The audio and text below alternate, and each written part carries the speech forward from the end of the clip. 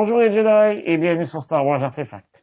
Mon nom est Dominique, alias Lord Doom, et aujourd'hui, nous faisons la revue du sabre laser Legacy de Plo Koon, tel qu'on a pu le voir dans l'épisode 2, l'attaque des clones, ainsi que dans la série animée de Clone Wars. Avant d'aller plus loin, n'oubliez pas de vous abonner à la chaîne, de cliquer sur la petite cloche pour recevoir des notifications, et de liker la vidéo afin de m'aider à poursuivre mon travail. Vous pouvez également me suivre sur Facebook, Instagram et Twitter. Tous les liens sont dans la description au bas de la vidéo. Le sabre laser de Plo Koon est disponible depuis juillet 2022 aux deux parcs Galaxy's Edge. Il se vend au coût de 160 crédits.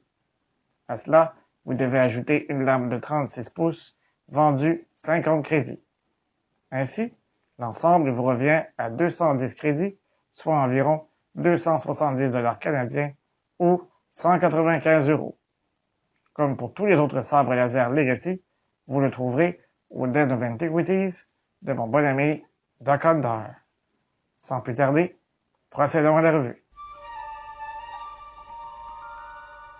Tout d'abord, regardons le boîtier d'un peu plus près. Il s'agit d'un boîtier gris, comme nous avons l'habitude de voir.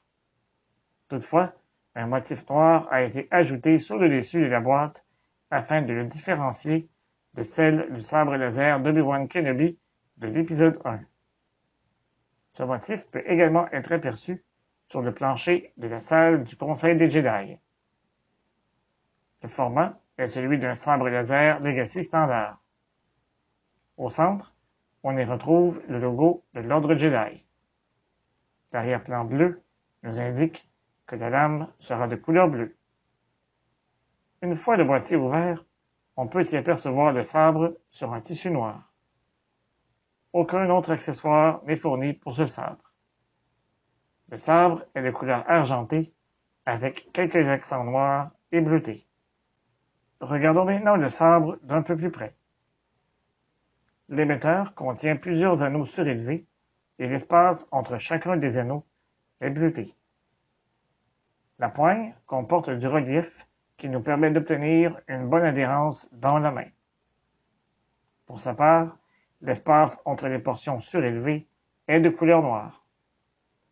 Sous la poigne, on y retrouve deux boutons.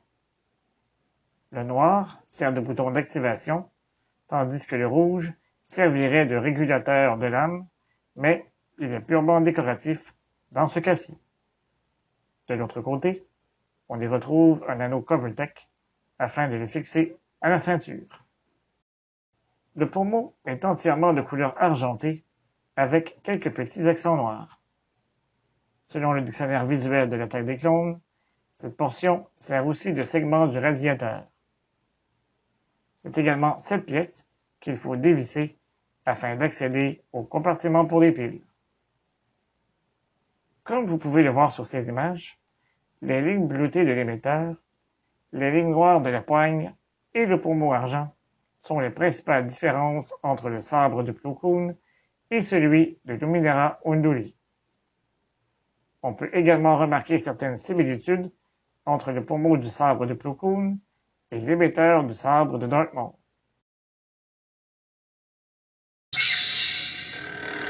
Une fois allumé, on entend les sons propres du sabre.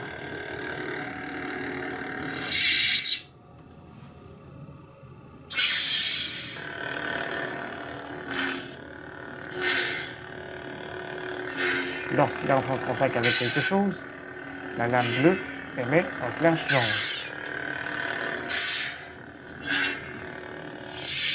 Le sabre de Plo Koon était sans aucun doute l'option la plus facile pour Disney qui, après avoir produit le sabre laser de Luminara Unduli, n'avait qu'à changer la couleur de certains éléments pour en obtenir un neuf. Inutile de vous dire que j'attends avec davantage d'impatience les sabres laser de Qui-Gon Jinn et d'Obi-Wan Kenobi. Heureusement, j'ai déjà reçu le sabre laser de Darth Sidious qui a su me rassasier en attendant. J'en ferai donc la revue au cours des prochaines semaines. Et vous, que pensez-vous de ce sabre? Est-ce que les différences avec le sabre de Luminara Unduli sont suffisamment grandes pour en justifier l'achat? Donnez-moi votre réponse dans les commentaires au bas de la vidéo. Si vous avez apprécié cette revue, n'hésitez pas à la partager sur vos réseaux sociaux. Je vous donne rendez-vous la semaine prochaine pour une autre revue. Et d'ici là, je vous dis à bientôt et que la force soit avec vous à tout jamais. Remember, the Force will be with you, always.